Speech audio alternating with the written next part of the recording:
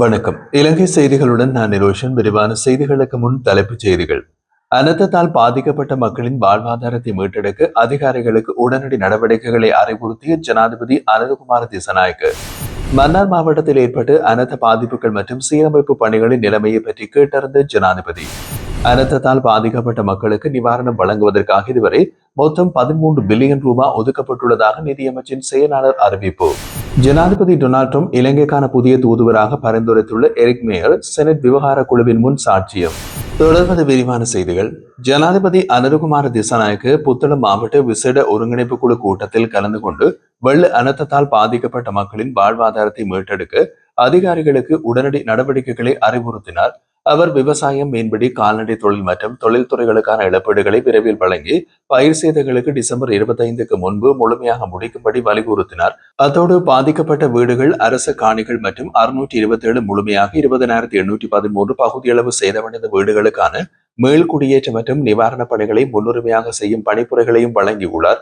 மேலும் மீன்பிடி படகுகள் பழுதுபார்ப்பு, இறால் பண்ணைகளுக்கான நியாயமான இழப்பீடு, வங்கிகள் வழியிலான சலுகை கடன் திட்டங்கள், ஸ்லாபம் வைத்தியசாலை செயற்பாடுகள், மீட்டெடுப்பு திட்டங்கள், மின்சாரம், குடிநீர், வீதிகள் மற்றும் பாலங்கள் போன்ற உள்கட்டமைப்பு சீரமைப்பு பணிகளையும் விரைவாக நிறைவேற்றும்படி ஜனாதிபதி அறிவுறுத்தினார். அவரது அறிவுறுத்தலில் முக்கிய நோக்கம் பாதிக்கப்பட்ட மக்களின் வாழ்க்கையினை விரைவில் மீட்டெடுத்து தேவையான உள்கட்டமைப்புகள் மற்றும் சேவைகளை துரிதமாக செயல்படுத்துவதாகும். யாழ்ப்பாணம் வடமராட்சி கிழக்கு கட்டைக்காட்டுக்கு கடல் தொழில் அமைச்சர் ராமலிங்கம் சந்திரசேகர் விஜயம் ஒன்றை மேற்கொண்டார்.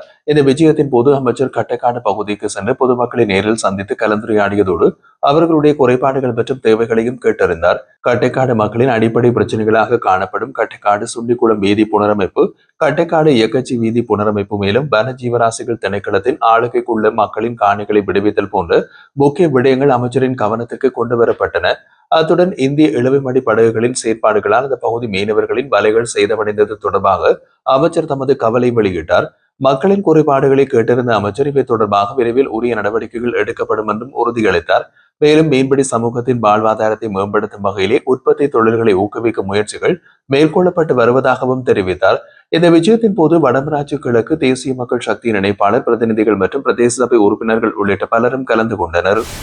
மன்னார் மாவட்டத்தில் வெள்ள அனர்த்தத்துக்கான விசேட கலந்துரையாடல் மன்னார் மாவட்ட செயலகத்தில் நடைபெற்றது.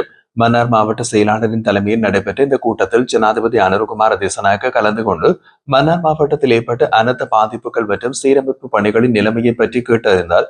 கல்வி, சுகாதாரம், வீதி சீரமைப்பு, குடிநீர் மற்றும் மின்சார வசதி, தொலைத்தொடர்பு, கடல் தொழில் பாதிப்பு, விவசாயத்துறை இழப்பீடுகள், நெற்செய்கை பாதிப்புகள் மற்றும் கால்நடை நுகர்வு நிலைகள் போன்ற விடயங்களிலே ஜனாதிபதி அதிகாரிகளிடம் தகவல் பெற்றிருந்தார்.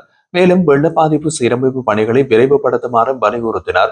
இந்த கலந்துரையாடலில் வடக்கு மாகாண ஆளுநர் நாகலிங்கம் வேதநாயகன், வன்னி மாவட்ட நாடாளுமன்ற உறுப்பினர்கள் துரைராசா ரவிகரன், பத்மநாதன் சத்தியலிங்கம், உபாலி சமரசிங்கம், மயில்வாகனம் ஜெகதீஸ்வரன், செல்லத்தம்பி திலகநாதன், ரிஷாட் பதியுதீன், செல்வம் அடைக்கலநாதன் மற்றும் காதர் மஸ்தான் உள்ளிட்டோர் கலந்து கொண்டனர். சீரற்ற வானிலை நிலைமையால் தடைப்பட்டிருந்த மின்சார விநியோகத்தில் 99% தற்போது மீள வழங்கப்பட்டுள்ளதாக இலங்கை மின்சார சபை அறிவித்துள்ளது. இலங்கை மின்சார சபையின் துணை பொது மேலாளர் நோயல் பிரியந்த இதனை தெரிவித்ததோடு மத்திய மற்றும் ஊவா மாகாணங்களில் இன்னமும் 26,000 மின்சார நுகர்வோருக்கான விநியோகம் மீள வழங்கும் பணிகள் தொடர்ந்து முன்னெடுக்கப்பட்டு வருவதாக கூறினார். அத்துடன் தடைப்பட்டிருந்த அனைத்து மின்மாற்றி அமைப்புகளும் தற்போது முழுமையாக சீரமைக்கப்பட்டுள்ளதாகவும் அவர் தெரிவித்தார். சமீபத்தில் ஏற்பட்ட சீரற்ற வானிலை காரணமாக நாடு முழுவதும் சுமார் 4.1 மில்லியன் மின்சார நுகர்வோர் மின்சார வசதியின்றி பாதிக்கப்பட்டமை குறிப்பிடத்தக்கது. அனர்த்தத்தால் பாதிக்கப்பட்ட மக்களுக்கு நிவாரணம் வழங்குவதற்காக இதுவரை மொத்தமாக 13 பில்லியன் ரூபாய் ஒதுக்கப்பட்டுள்ளதாக நிதி திட்டமிடல் மற்றும் பொருளாதார அபிவிருத்தி அமைச்சின் செயலாளர் கலாநிதி ஹர்ஷன சூரிய பெரும தெரிவித்தார். நிவாரண நடவடிக்கைகளுக்காக கிடைத்த வெளிநாட்டு மற்றும் உள்ளூர் நிதி உதவிகளும் திரைசையிலிருந்து வழங்கப்பட்ட நிதியும் இணைக்கப்பட்டு இந்த மொத்த தொகை வழங்கப்பட்டுள்ளதாக அவர் விளக்கியுள்ளார். ஊடகவியலாளர் சந்திப்பொன்றில் கருத்து தெரிவித்த அவர் மக்களின் வாழ்க்கையை மீண்டும் இயல்பு நிலைக்கு கொண்டு வரவும் பாதிக்கப்பட்ட வர்த்தகர்கள் தமது வணிக செயல்பாடுகளை மீண்டும் தொடங்கவும் உதவுவதற்காக இந்த நிதி பயன்படுத்தப்பட்டு வருவதாக கூறினார். அனர்த்தத்தால் பாதிக்கப்பட்ட பொதுமக்களுக்கும் வர்த்தக சமூகத்தினருக்கும் தேவையான உதவிகள், உபகரணங்கள் மற்றும் பண உதவிகள் பல்வேறு தரப்புகளிடமிருந்து கிடைத்து வருவதாகவும் இவ்வாறு ஒத்துழைப்பு வழங்கும் அனைவருக்கும் தமது நன்றியையும் தெரிவித்தார். மேலும் நிவாரண பொறிமுறை சிறப்பாக செயல்பட்டு வருவதாகவும் அதன் மூலம் பாதிக்கப்பட்ட பிரதேசங்களுக்கு தேவையான உதவிகளை பயனுள்ளதாக வழங்க முடிந்துள்ளதாகவும் அவர் கூறியிருந்தார். அத்துடன் அனர்த்த முகாமைத்துவ நடவடிக்கைகளில் தொடர்பாடலை உறுதி செய்வதற்காக அமெரிக்காவின் ஸ்டார்லிங் நிறுவனம் 100 ஸ்டார்லிங் அலகுகளை நன்கொடையாக வழங்கியுள்ளதாகவும் கலாநிதி ஹர்ஷன சூரிய பெரும தெரிவித்தார். நிதியமைச்சர் அண்மைய அறிக்கையின்படி 2025ஆம் ஆண்டின் முதல் 10 மாதங்களில் அரசாங்கத்தின் மொத்த வரி வருமானம் 4033 பில்லியன் ரூபாவாக பதிவு செய்யப்பட்டுள்ளது. இதில் உள்நாட்டு இறைவரி திணைக்களம் 1809 பில்லியன் ரூபாவும், இலங்கை சுங்க திணைக்களம் 1970 பில்லியன் ரூபாவும், மதுவரி திணைக்களம் 192 பில்லியன் ரூபாவும் ஈட்டியுள்ளன. மேலதிகமாக பிற மூலங்களில் இருந்து 62 பில்லியன் ரூபாய் வரி வருமானம் கிடைத்துள்ளது. வருமான வரிகளுக்கு அதிக பங்களிப்பு வழங்கியது பெறுமதி சேர்வரி. இது 1615 பில்லியன் ரூபாவாக உள்ளது. வருமான வரியிலிருந்து 1167 பில்லியன் ரூபாய் அரசு ஈட்டியுள்ளதாகவும் அறிக்கையில் குறிப்பிடப்பட்டுள்ளது. இதில் முக்கிய முன்னேற்றமாக வாகன இறக்குமதி வரி 2025ஆம் ஆண்டில் 350 பில்லியன் ரூபாவாக அதிகரித்துள்ளது. இது 2024ஆம் ஆண்டில் அதே காலப்பகுதியில் 48 பில்லியன் ரூபாவாக இருந்ததை விட 302 பில்லியன் ரூபாய் அதிகரித்துள்ளதாக நிதியமைச்சர் தெரிவித்துள்ளது.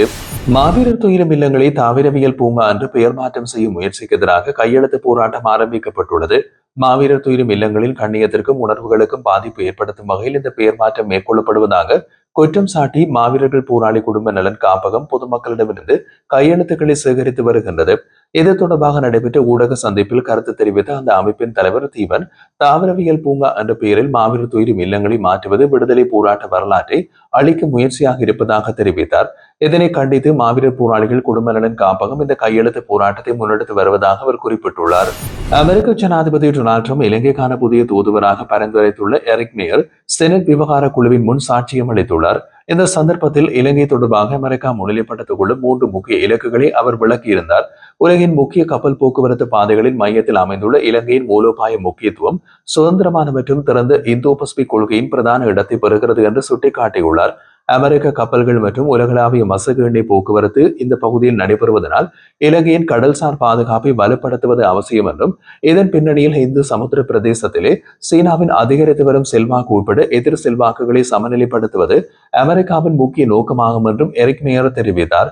மேலும் 2022ஆம் ஆண்டு பொருளாதார நெருக்கடியிலிருந்து மீண்டு வரும் இலங்கையை பிராந்திய பொருளாதார தலைமையாக உருவாக்க அமெரிக்கா ஆதரவளிக்கும் என்றும், பொருளாதார இறையாண்மையை பாதுகாப்பதற்காக சர்வதேச நாணய நிதியத்தோடு இணைந்து மறுசீரமைப்புகளை தொடர இலங்கை அரசாங்கத்தை வலியுறுத்துவதாகவும் அவர் உறுதியளித்தார்.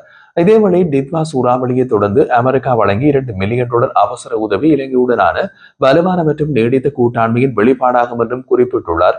ஹமாந்தோட்டை துறைமுக விவகாரத்தில் சீனா நடந்து கொண்ட விதம் உலகுக்கு எச்சரிக்கையாகும் என்று செனட் குழு தலைவர் விமர்சித்த போது, அமெரிக்கா திறந்த மற்றும் வெளிப்படையான உறவுகளை ஆதரிப்பதாகவும், துறைமுகங்கள் உள்ளிட்ட இலங்கை இறையாண்மையை பாதுகாக்க ஆதரவளிப்பதாகவும் எரிக் மேயர் பதிலளித்தார்.